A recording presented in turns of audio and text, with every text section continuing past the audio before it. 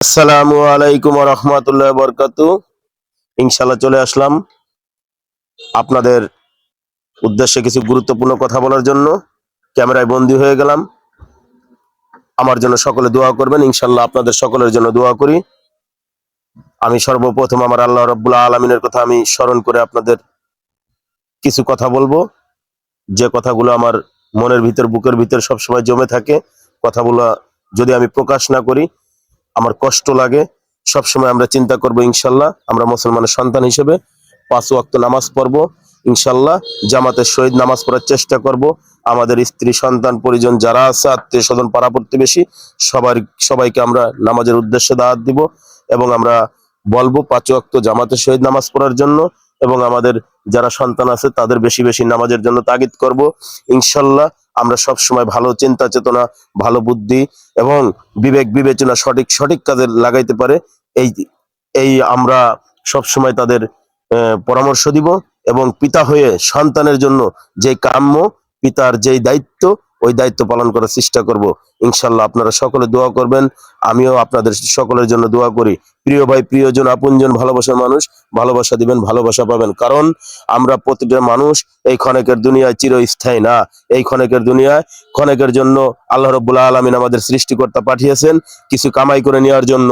সেই কামাইয়ের জন্য আমরা এই পৃথিবীতে এসেছি ইনশাল্লাহ। আমরা আবার মনে করেন চিরস্থায়ীর জন্য আমাদের চলে যেতে হবে। এগুলো সবার চিন্তা থাকতে হবে, সবার চিন্তা চেতনা এবং ভালোবাসার বন্ধন সবার ভিতরে থাকতে হবে। ভালোবেসে মনকে জয় করে ইসলামের পক্ষে, ইসলামের যেই নিয়ম কানুন এবং নবী করিম সাল্লাল্লাহু আলাইহি ওয়াসাল্লামের যে নিয়ম অনুসারে আমাদের চলা উচিত, ওই স্মরণ করে আমরা ওই পরকালের জন্য কিছু সামানা রেডি করার জন্য আমাকে যেই কাজ দরকার সেই কাজ করব ইনশাল্লাহ। আমরা আল্লাহর কথা স্মরণ করব, বেশি বেশি আমরা আস্তাগফিরুল্লাহ পড়ব, আমরা তওবা করব, আমরা যাতে গুনার থেকে লিপ্ত থাকি এই চিন্তা চেতনা আমাদের স্ত্রী, সন্তান, পরিজন, পাড়া প্রতিবেশী, আত্মীয় স্বজন সবাইকে আমরা আমরা তাদের কান পর্যন্ত পৌঁছানোর চেষ্টা করব ইনশাল্লাহ। আমাদের সকলের জন্য দোয়া করবেন, আপনাদের সকলের জন্য দোয়া করি ইনশাল্লাহ। আমরা সব সময় চেষ্টা করব 5 ওয়াক্ত আজানের সঙ্গে সঙ্গে আমরা চিন্তা করব মসজিদে যে আজানের সঙ্গে সঙ্গে আমরা জামাতের প্রথম কাতারে নামাজ পড়ার চেষ্টা করব। আপনারা সকলে দোয়া করবেন, আমার সন্তানের জন্য দোয়া করবেন। আমার সন্তানের নাম শেখ মোহাম্মদ ওমর ফারুক।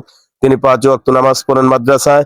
তিনি আল্লাহ যেন তাকে কোরআনের হাফেজ হওয়ার তৌফিক দান করেন।